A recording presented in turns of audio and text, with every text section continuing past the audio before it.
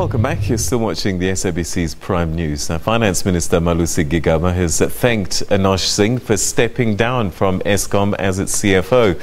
Gigaba says that it's a new era for the embattled state-owned entity.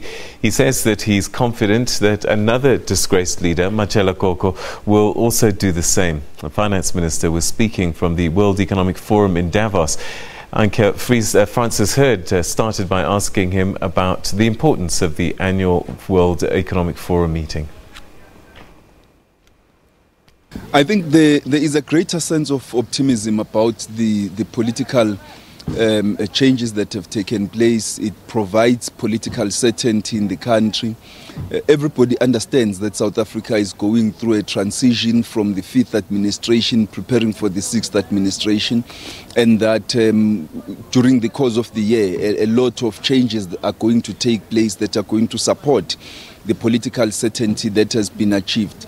When the investors and the ratings agencies and the international community have raised issues about South Africa, they always have focused on political uncertainty as well as policy uncertainty. We've dealt with the political uncertainty. We already began to see towards the end of last year the foreign exchange getting better, the rand dollar getting much improved. We also began to see the bond yields being reduced. We had lower bond yields, which augurs well for the performance of the economy. Having achieved that and being where we are, we need to sustain the momentum of optimism, the momentum of growth, and ensure that we can swing the mood around, resolve the lingering policy uncertainties around mining and telecommunications, and ensure that we continue with the fight against corruption, the structural reforms of state-owned companies, and then in that way, I think we will boost confidence, achieve higher investments, and get the economy growing. One of the complaints, you've mentioned policy uncertainty, has been state-owned entities. And in just the last few hours, changes at Eskom. Are you on your phone a lot about that? People are a bit skeptical. Is Anoj Singh really gone? And what about Matshela Koko? Are you pushing for real change at Eskom? Because it feels like all these changes in the board, in the executive, but nobody really has confidence. This is actually Eskom's new dawn. The mood for change, the winds of change are blowing at Eskom, and everybody needs to realize that. There is a new board in place made up of very credible business people who are very strong and independent non-executive directors. There is a new acting CEO who is coming in, who is going to turn things around and ensure that the utility is brought back to good governance, stabilize the management, and ensure that the financial sustainability of the utility is attended to. Eskom has been the sole reason why, if you ask me what keeps you awake at night, I've repeatedly been saying it's Eskom.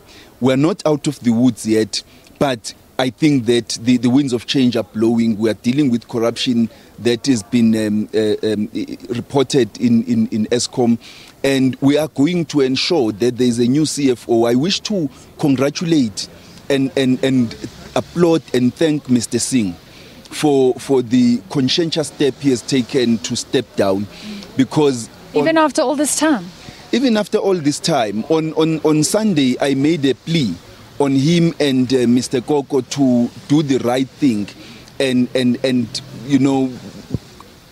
step down out of their own conscience to allow Eskom to move forward. It's a new era for Eskom. We need to be able to continue attracting investments and to raise money in the capital markets for Eskom to be able to move forward. That cannot happen if the investors and the lenders are still concerned about management and governance. We've sorted out governance, we're sorting out management. We should be able to address the issues of financial sustainability of Eskom.